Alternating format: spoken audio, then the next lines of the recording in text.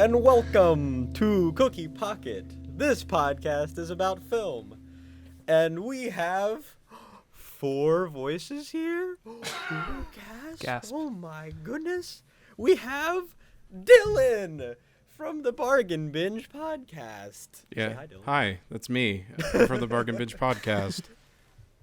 We do movies too, and I heard you guys do movies, so I said, yeah, wow, they need me. I'm going to be the best host, a guest host that they'll ever have.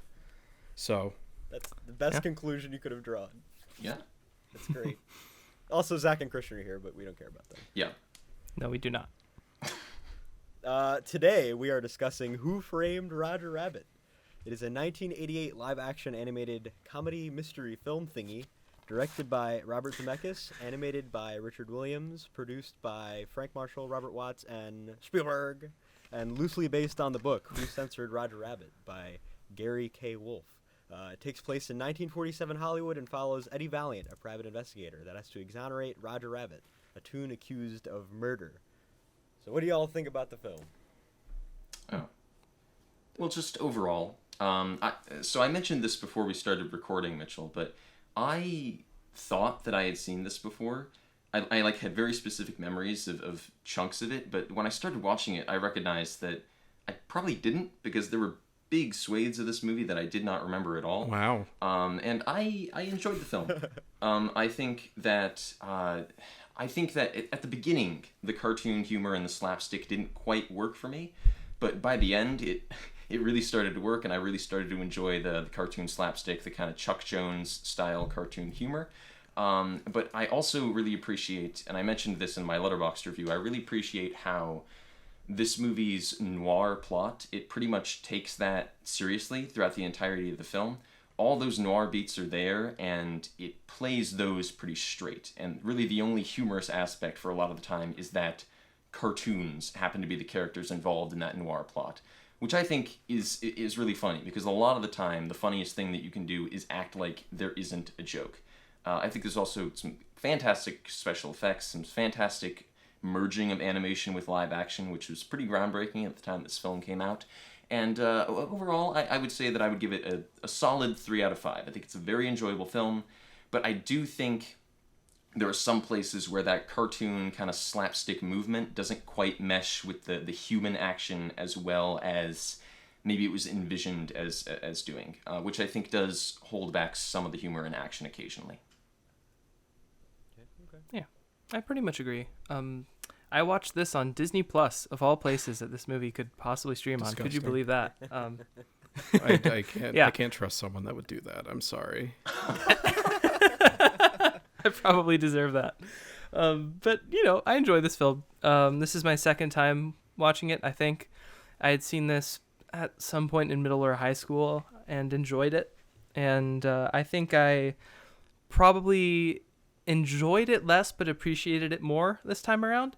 I very much agree with Zach, which is rare, so I'm really going to enjoy it. I think that I had a similar issue with the slapstick. Like, it took me a little bit for that to settle and kind of work, and but obviously the merging of animation and live action is pretty amazing. And what I noticed more this time around is not so much like the characters themselves being in a live scene, but the sort of spaces between, whether it's an animated character holding a sort of real world object or sitting on a chair that moves or something. I want to say Daffy Duck's stool in the piano number is like moving very raucously, but it's not animated. So the little things like that really stuck out to me in a good way. And it's a solid plot. It's fun. I enjoyed it. I gave it a 3 out of 5. It might deserve more, but a 3 is a film I liked for me. So, thumbs up. Am I supposed to go now? Yeah, you can if you like. Yeah. Okay. Give it to him. All right. Well, Who Framed Roger Rabbit is one of my favorite movies of all time. I've seen it a million times. I think it is a masterpiece. It is Zemeckis at the top of his game. And really, you can't really say it's just Zemeckis who directed it, because Richard Williams had such a big hand in the how the animation was brought into it and the animated parts. And so Richard Williams and Zemeckis at the top of their game. I think it's just delightful. The animation combined with a real world, like you said, it hasn't been done before. Hasn't been done like that since. It's just really impressive, like the amount of handcrafted detail that goes into it, because they didn't have computer tracking and everything. So it was all matted by hand, frame by frame, over top of just stills from the movie. And it was just there's just so much craft involved, and it's just amazing. I love the characters, because Roger Rabbit basically is just supposed to be a stand-in for like every cartoon, and I feel like for that he comes across as a pretty good character. He's likable. Bob Hoskins is absolutely amazing in this movie, and like you said, taking the other stuff that isn't cartoon seriously, it is very important, and Bob Hoskins really brings the gravitas that is necessary. Like, it wouldn't work without his performance, and it's just really a bunch of great people coming together to make a fantastic movie. I give this a 5 out of 5 easy any day. Wow. I'm more in the Dylan camp here, okay? Dylan gang rise. I gave this a 4 out of 5. I love this movie.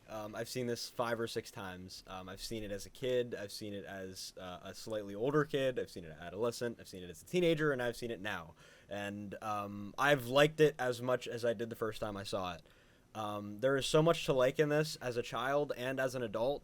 There's a lot of themes to appreciate, a lot of risque humor that is just hits the mark perfectly. It's like perfect. I think it's PG, but it's really PG-13 humor. That's pretty. I mean, it's pretty universally understood. It's like it's kind of reminds me of SpongeBob in a lot of ways, because SpongeBob always has those specific episodes that are like, have jokes that are both understood by children and by adults, and that's kind of like a brand of humor that's extremely hard to execute properly, and I think this film does it pretty well. I mean, I know there's a few jokes that are like either overdone or just don't hold up very well over time or things like that, but overall, I mean, I have very little complaints. I just think that mixing tunes with real life characters is such an amazing idea. I believe it's an original idea necessarily, but this is it. Like, this is what you should be watching if you want that idea seen and fully realized. I mean, this is just, like Dylan had said, I mean, Zemeckis and Williams are like two best people for this, and they'd worked perfectly together. They had a clear vision, and they were constantly battling with Corpo, trying to make sure they got their vision realized.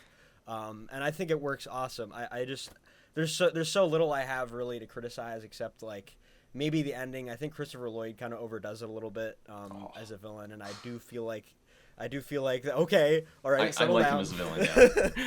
Yeah. I think for me, I think he kind of overdoes it a little bit, but it does play into the tone and to the themes well, so it's not a huge deal to me. And then Roger Rabbit is also kind of controversial in terms of how bombastic he is and how exaggerated he is with everything. Understanding, of course, that's the point of his character. I mean, like Dylan said, that's like he represents every average cartoon character. But overall, I think the pacing's done perfectly. I think the cameos are not overused. That's a very easy thing to fall for. Is just to overuse those very, very iconic characters in this, and they're paced, perfectly well. And I don't know. I think, and the film, the noir setting is relatively, uniquely used. It's a kind of a standard plot, but there's so much going on outside of it, and the tunes being involved in it just makes it so much more interesting. So I gave it a 4 out of 5. I think it's a really great movie, and I highly recommend it. But this goes on to my first question. So it's the only time to date that characters from Walt Disney and Warner Brothers have appeared together on screen. Yeah.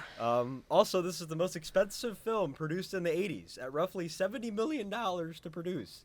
326 animators worked full-time, drawing a total of 82,080 frames. Animation director Richard Williams estimates that well over 1 million drawings were done for the movie.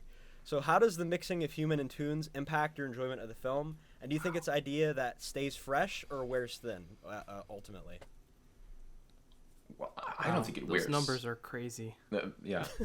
I don't think it wears thin at all. I think I think the appreciation of that mesh between the tunes and the people is something that's you can appreciate that regardless of when you're watching it, whether it's the 80s or whether it's now, because like you and Dylan both pointed out, this is a thing that's been done a couple different times in film, but I don't think it's been done anywhere as well as it's been done here. I mean, even later films like Cool World or Space Jam, yeah, which do have that same, we're combining real people with animated worlds. Like, they don't have, it doesn't feel like they exist in the same world like it does here. Like, there are so many moments here where Roger will interact with something in the real world entirely naturally. He'll spit out real water, or he'll make a real splash in the sink.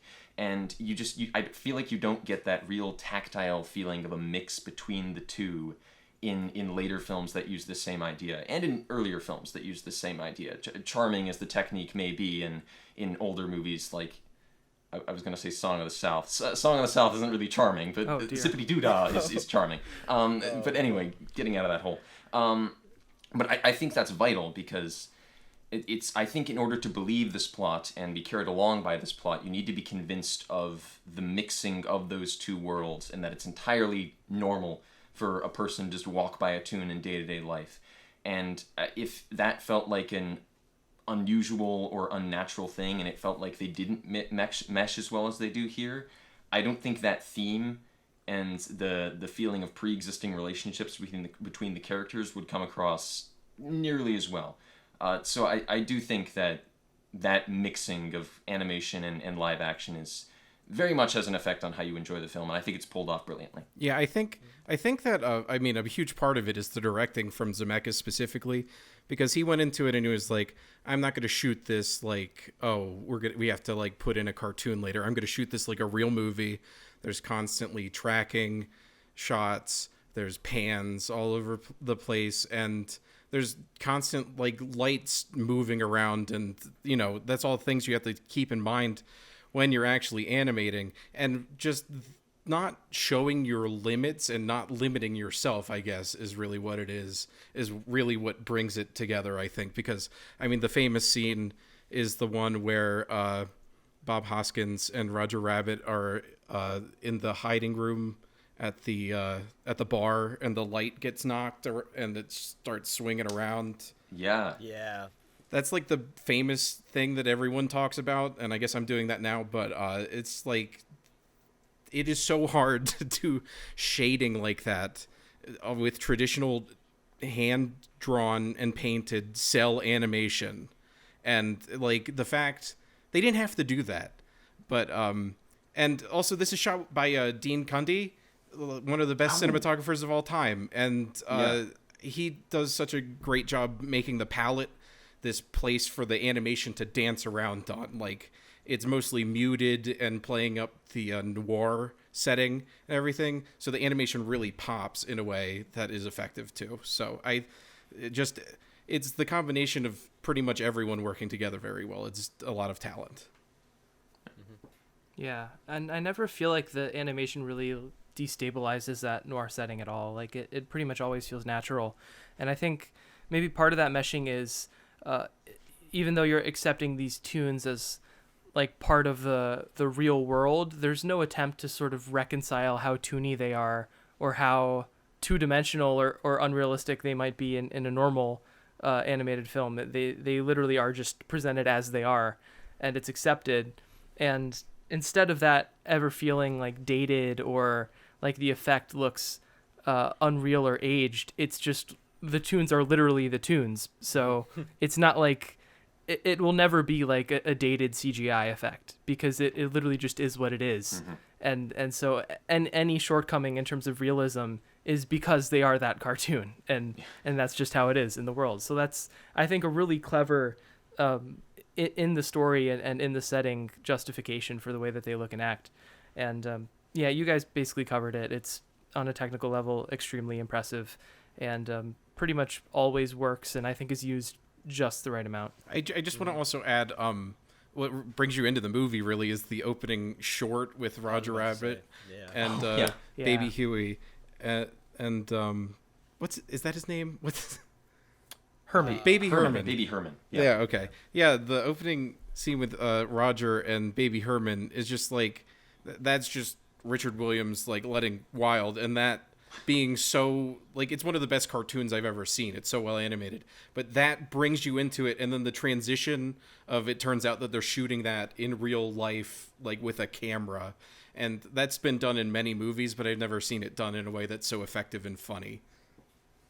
Yeah, and I do like how there's a real stylistic shift as soon as you find out it's being filmed with a camera on an actual set, because in the cartoon, like, the perspective is going all over the place, and we're whipping all over the kitchen, and the perspective is insane, the angles that it's pointing down, and then as soon as it's revealed to be a set, you cut to this kind of sort of locked off shot that slowly eases backward, and it starts to become a much more almost human feeling scene as we move into that live action human world. And I love all the gags in that scene, like there's like a guy wearing like stilts that look like the woman in the cartoon's legs. Yeah. And there's just like a bunch of little details like that. It's wonderful. Yeah, you guys pretty much covered everything. I do want to mention the objects, the toon objects. They went full on, like, the toons using physical objects and then humans using toon objects, especially with Bob Hoskins at the very end. And they just completely just did not care. They were like, we have to use everything. So he was like, you know, you had the mixture of Christopher Lloyd's character becoming a toon, and, like, you know, the mixture of that and the saw, and I'd be like, wow, 3D glasses would make this look really cool right now kind of scene. And then the hammer and things like that. And just, you know, the everything being so exaggerated in the noir setting is great. I've never seen anything like that before, and it can never really be replicated again. But you guys pretty much covered that. So, well, yeah. Technical achievement. What were you gonna say, Zach? I was just gonna say I'm kind of jumping forward to. I might be touching on something we might discuss later here, but you mentioning Bob Hoskins and his toon gun, I really do like the introduction of that aspect, because before that I don't think we've seen a live action person interact with a toon object. You guys might be able to correct me on this. But you, as he's going in the toon world, you see him interact, like he puts down his live action gun and he moves over to the toon gun, which I think provides a different kind of experience in the scene. And then also, I love the way that scene is written, because with the way that he interacts with the bullets in the case, like, I'm immediately invested in this relationship between Bob Hoskins and his gun, and it's like and Yosemite Sam. It's 15 seconds, yeah. You just mentioned scenes, and that's something I wanted to bring up while we were talking.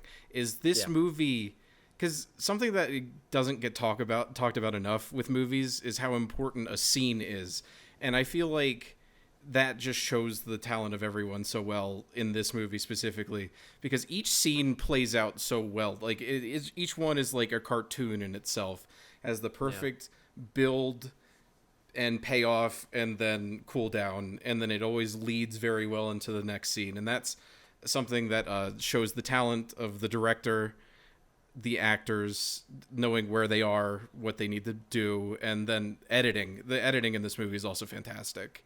And that's really important with animation, because you got to get that edit down so you're not drawing like extra frames. And there's like a deleted scene in this movie where, like you said, Bob Hoskins interacts with cartoons, and they drew like a cartoon head on his face, and they cut it out for other reasons. It doesn't make any sense, but it looks amazing. I just wanted to mention that too. Yeah. There's really like a lack of unbelievable spontaneity, I guess. Like, everything is believable to the point where the most random things that happen are still believable, and they all kind of contribute to the plot, and the plot is pretty believable. I mean, it's kind of got, you know, the standard parts to it, but I mean, it's got, you know, some little twists here and there, and, you know, the Acme thing at the end was one of the bigger ones. Yes. But yeah, and I think towards the beginning, the humans were interacting with all of the toon stuff, kind of in background shots, not on focus. But yeah, I think besides that beginning sequence and towards the end are the only two times, I think, for that. So yeah, I want to talk about the audience and who this was intended for. So the first test audience apparently was mostly 18 and 19-year-olds who absolutely hated it, and almost the entire audience left. Really? Yeah, and Robert Zemeckis, who had the final cut, said he was not changing a single thing. God bless him. I love you. Yes. I love Bob. Well, I mean, I loved, he used to be, Robert Zemeckis, but now he makes a Welcome to Marwen. And But despite I just wanted to mention while I'm thinking about Bob Zemeckis is Sure, this movie, I think what made him such a great director back then was restraint.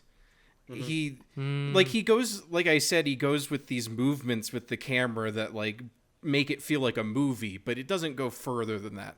And as soon as he got the tool of a digital camera that's just in a 3D animation software that can go everywhere, it just every shot just starts to mean nothing. He does very well with the tactile reality of filmmaking, and that combined with so I guess adding that layer of animation with the limits it has, that is kind of the peak of what he does, because he's great with effects as well, and too unlimited of tools is just does not mix with Bob Zemeckis at all. As a layman, I agree. I was gonna say, how do you think that this is a family movie, despite the dark scenes and suggestive themes? Absolutely. and do you think there's enough to keep children and adults interested? Absolutely. Yeah. But I mean, I'm willing to wait and hear what you guys say, because I think I know. I mean, I'd say I'd have I think yes. But I feel like I appreciated this much more than I would have if the first time I saw it was when I was 7 years old. I just think you naturally are going to pick up on more of the jokes the older you are as an audience member. So, I think it's reasonably appropriate for a family, but I find it more enjoyable and more, you can experience it on more levels the more you understand it, I guess. Yeah. I think there's a lot of different definitions of a family movie, but I think one way to define a family movie is a movie that, upon repeated viewings, it keeps on giving. So when you watch it at one stage with your family, you appreciate it in one way, and then when you watch it again, you appreciate it in another, and then again, you appreciate it in a different way, and you start to get a little bit more of it each time.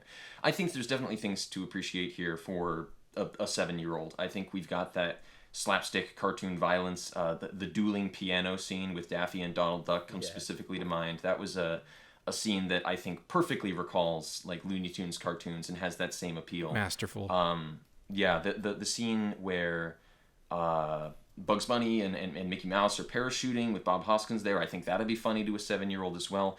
But then I think when you get a little older, you start to appreciate maybe some of the more complicated aspects of the plot, and even older, you're going to appreciate kind of the noir influence, things here that are influenced maybe by Chinatown and the Maltese Falcon and these earlier kind of shadowy detective films. So I think if you are going to I think this totally works as a family movie, because it will work for everybody in the family at a different stage in the family in their life, I think.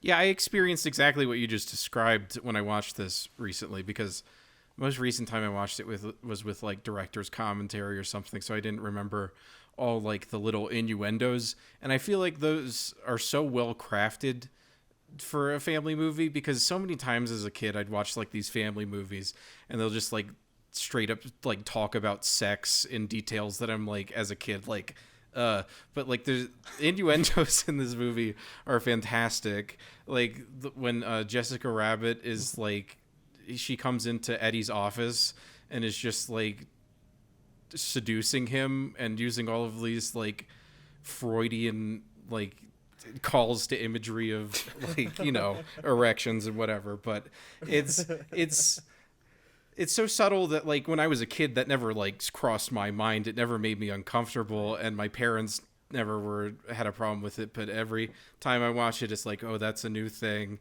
And as for the kids stuff, I feel all of it's great.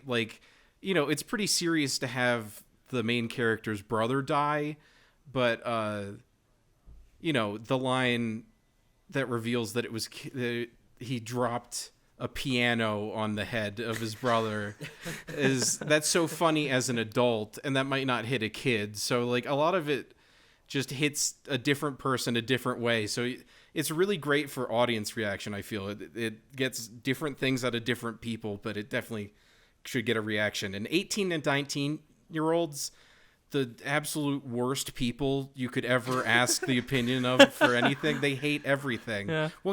Whose decision? Come on, Disney. That was a bad idea. Yeah. Yeah, I agree with all y'all. I think this is definitely a family film. I've like read other reviews, and there's even more themes that I just did not pick up on at all. That could be like, you know, maybe like a individual interpretation thing, or I don't know if it was like a direct reference or something like that. I know there's like obvious things like the alcoholism's the biggest probably thing, and then Jessica Rabbit being a thing that exists is another thing. But the actual club is like is racist towards toons, and it only has them as employees and performers. Yeah, which is literally reminiscent of the 40s racism in America. Huh. So it's clever. I never even thought about that.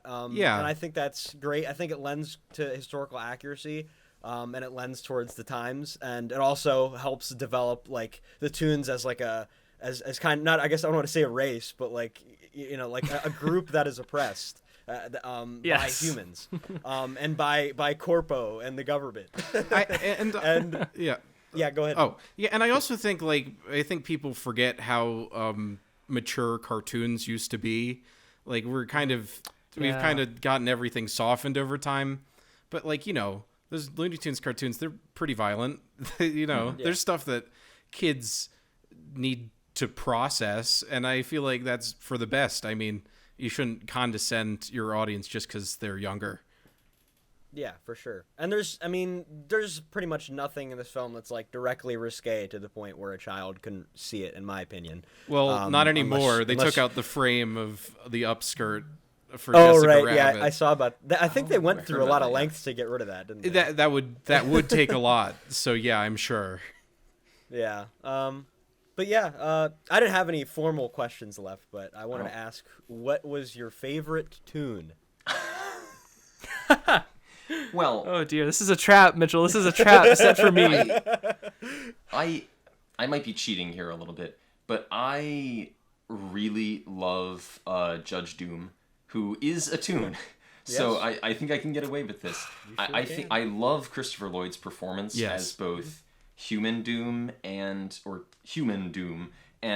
Toon Doom, because I think he has this kind of like restrained, imposing demeanor as a Toon disguised as a human, but you always feel that there's something kind of off about him, and he is suitably extreme in his features and his expressions, and he has the unusual teeth that constantly mean you're kind of on edge. And then later, when it's revealed that he is a Toon, he just goes totally over the top, totally nuts in the way that he speaks. I think his eyes are incredibly expressive, despite the fact that we don't really see much of the rest of him as a Toon, which I think maybe kind of a missed opportunity, but I think it works within the context of the scene. And I also think the way he moves in those final scenes, where he's kind of just walking along very slowly, and he lets kind of his Toon appendages, whether it be an anvil or a saw, kind of do all the work for him. I think that's really threatening and a really interesting way to block a human cartoon hybrid character in a scene. So Judge Doom for me. All right. I'm not going next. Okay, that's fair. All right. Yeah. Are we talking original tunes, or are we talking like all of them? I would say all of them, honestly. Yeah. I don't know. It's hard because I love all of them. It's like, because it's really a good choice to have Richard Williams like take over so much of this, and the character designs are very much in his style, if you're familiar with it, because it contrasts like the Disney and the Looney Tunes styles, so like they feel separate, but also they all fit together in the same universe. But I mean, they're all so fun. I really like I just like the guns. The gun bullets are really fun, as mentioned before. I like the shoes that Judge Doom is using to demonstrate the dip. Those are like I like the cartoonishness, and I guess along those lines, probably my favorite is Benny the Cab, is a great cartoon character, like just a jerk New York cab, and his tires are so weird and floppy, and he does a bunch of weird stuff. He's very fun. I always liked him a lot as a kid. Yeah. All right, Christian, you ready? All right, yeah. So if I want to get hated on, the honest answer is probably Donald Duck. I'm just partial to that character. It's good. Quite a bit. All right. But yeah.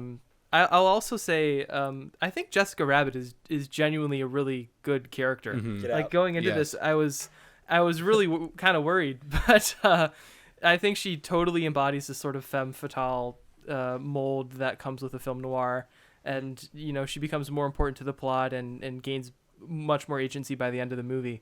So yeah, I think there are character beats there, and she definitely is sort of like more than just the way that they draw her, I guess. So points to that.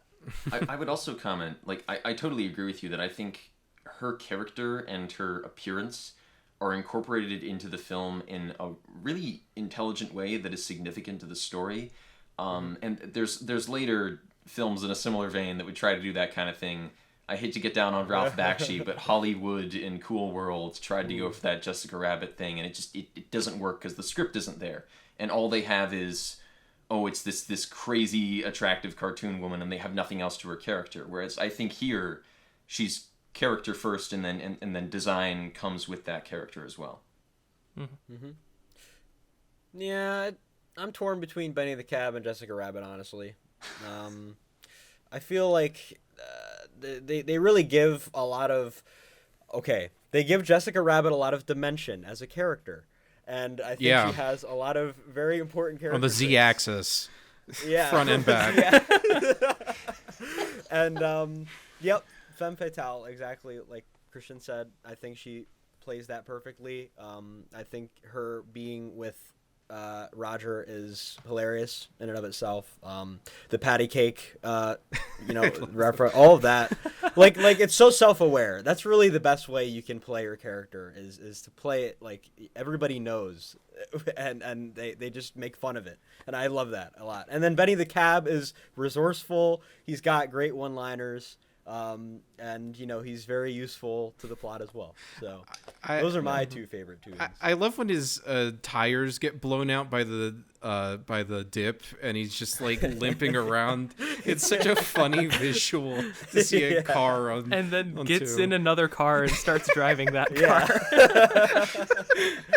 Oh yeah. I think my favorite joke in the whole movie is right after you actually hear them saying patty cake, the photos are actually just them playing patty cake. Yeah. That gets me every time. Yeah, that's the innuendo at work. Like as a kid, like was like, what's a patty cake? I don't know. I'm also very partial to the singing sword. Oh, Singing sword really Frank made me Sinatra. laugh. I love And that. I didn't expect it, because this movie, I don't tend to laugh like out loud that much at movies. And I chuckled quite a bit during this film, but the singing sword really made me laugh, and I was not expecting it at all. I just love the reference to the old cartoons, man. It's like Daffy and Donald seen together is so great because they wanted to do justice to these characters. Who doesn't love those characters? They're like the best of all time, and like you don't see those weird Looney Tunes impressions of like celebrities anymore. And those are like some of my favorite bits from those cartoons, like Peter Lorre and like Groucho Marx caricatures. And that Frank Sinatra one is so fun. And I love the snaky movements that he does. It's what a good gag. Yeah, and then they like reference all of the tunes as actual actors. So Roger's reacting to Goofy, saying how awesome he is and how great of like a performer and like he's classic and things like that. And just those little bits in there are always really cool to watch, especially as an older boy. Yeah. But are there any other final thoughts? What were you gonna say, Dylan? And they work for peanuts. And they work for peanuts. I don't. I love the line that he has Dumbo on loan from Disney, because that's like, not only is that like a joke that he got him from Disney, but like that's also kind of a reflection on how like classic studio politics worked. Yes. Yeah. And they had to like rent actors from other studios because they were contracted to them. So yeah, like I mentioned at the beginning of the episode, like it has those animated characters, but like the relationships that they have with the human beings and the way they function within the story is all based on reality, which I think is great. Yeah. All right. Any other final thoughts? Well, while we're here and while we have time, I did want to comment that I really enjoy the portrayal of Toontown in the film as well. Yeah. We only see it briefly, but I think that while we're driving into Toontown, it really does feel like a classic 30s or 40s cartoon. Because when they were kind of first, when animation was first starting to become like a bigger thing that appealed more widely to the masses, like you get this thing where everything has a face and everything is bouncing around and constantly moving, and I think everything in Toontown has that quality. The trees are constantly dancing around and hugging each other, and the sun has a face, and all the flowers sing as well. And I think it's another thing, like Mitchell mentioned, that reflects upon the time period that the sort of noir story is taking place in. Yep. Yeah, I love the song that they sing in Toontown. It's wonderful. I guess I want to take my a little soapbox stand here as a guy with a physical media podcast. But Disney needs to get over their fear of people having copies of their movies. Yeah. Because this needs to be remastered in 4K. Like, I'm all about restorations in like whatever technology allows at this point in time, because there's nothing like a digital restoration, and it's so important to have these. And there is a 4K restoration, but it's only on Disney Plus. And what a load of crap that is. And like, because specifically what I like to see with these preservations and restoration efforts is movies like this that you know, nothing is ever going to be done like that before. Like, again, I rather, because cell animation is like dead. It's gone. Yeah. But and all of those things should be restored in the highest quality possible. But on top of that, this is a combination of cell animation and film that we're not going to see again. And I wanted to see every single little grain of film that there is in the highest possible quality. And Disney, stop it. Get over it. Yeah. Like, it's just completely evil what they're doing, and it just sucks that they are the ones that have the rights to this movie, because like Warner Brothers would do well by it, or Universal, anyone else, but Disney just absolutely hates physical media, and we talk about that a lot on Bargain Binge. So get over it, Disney, please. It's a real shame. Like, all of their original Disney Plus stuff, like none of it has any plans for a physical release in any form at all ever, which just really sucks. But the quality just isn't there. Just streaming, it's just, you know, there's limitations to what can be. It's inherently less consistent. Exactly. And this is a pretty good Blu-ray, but like I'm making the disc noises because that's part of my podcast. You should have it too.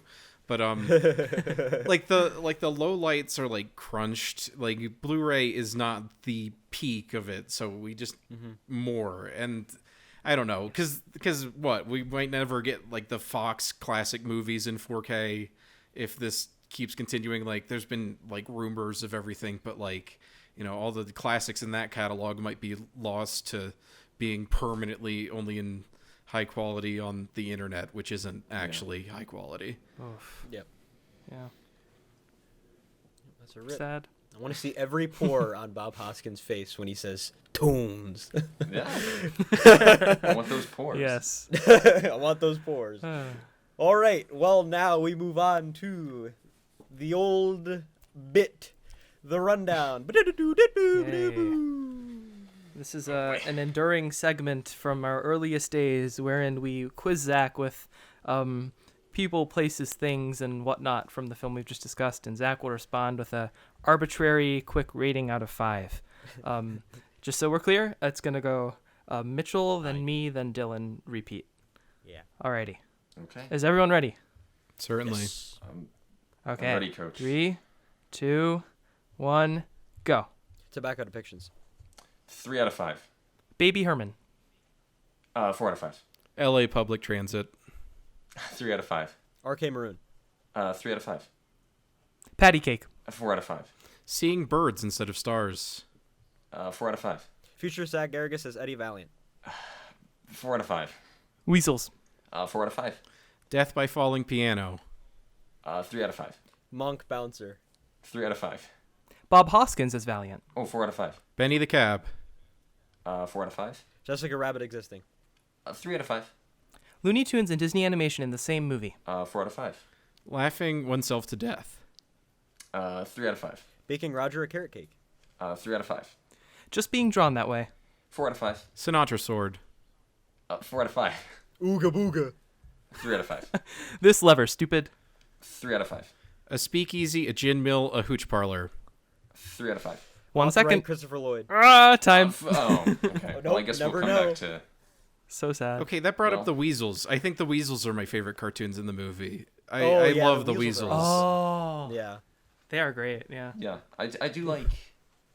I like the Weasels, and it also brought up the Speakeasy. I really like the gag in the Speakeasy that Roger can't help but respond to a shave and a haircut. Oh yeah. Yeah. Because that's such a ridiculous concept, but it's like it's treated like the beginning of Inglourious Bastards or something, where it's like I will find him, and it's like it's totally serious, it's tense, he's like shaking behind the wall, it's Yeah. directed totally, Yeah. it plays it totally straight, and therefore it's hilarious. I love his eyes poking through the peepholes and then Yeah. knocking over something. That gets me every single time. Evidently, this movie's more than a 3 out of 5. Yeah. Yeah. Yeah. I'm guilty. Get out of here. I'll have to revise Gonna update myself.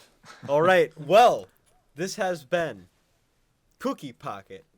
Oh wait, I always do this. Oh, You always do this, Mitchell. oh my God. I have to preview our next episode, Preview which our is next episode.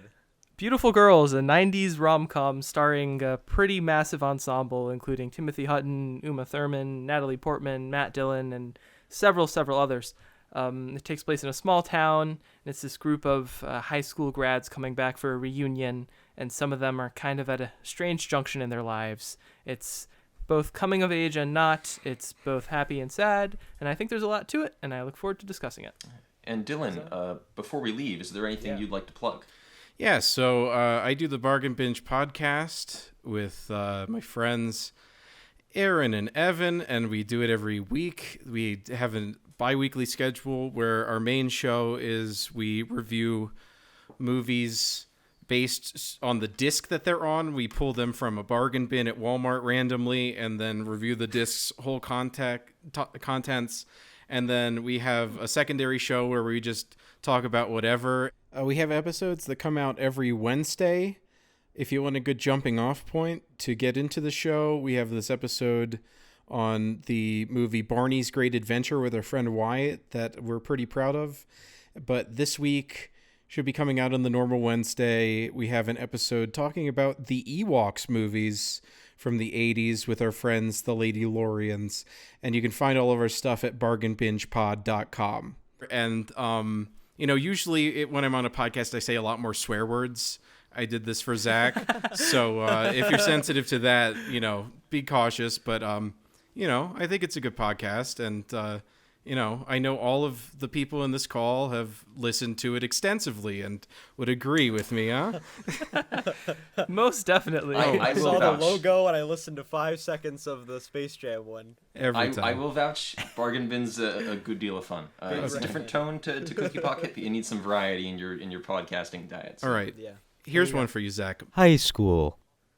High school. Ah, he has to censor. Oh, no, no. 2 censors. Oh, What am I High gonna do? school. All right. Thank you very much, Dylan, for coming. This has been a boatload. Well, thank fun. you for having me. This Yeah. is the best movie ever. I'm glad to talk about it. yay. This has been Cookie Pocket. This podcast is about film, episode 49. Oh, Wow. We're coming up on 50 soon. And we'll see y'all next time. Au revoir. Adios.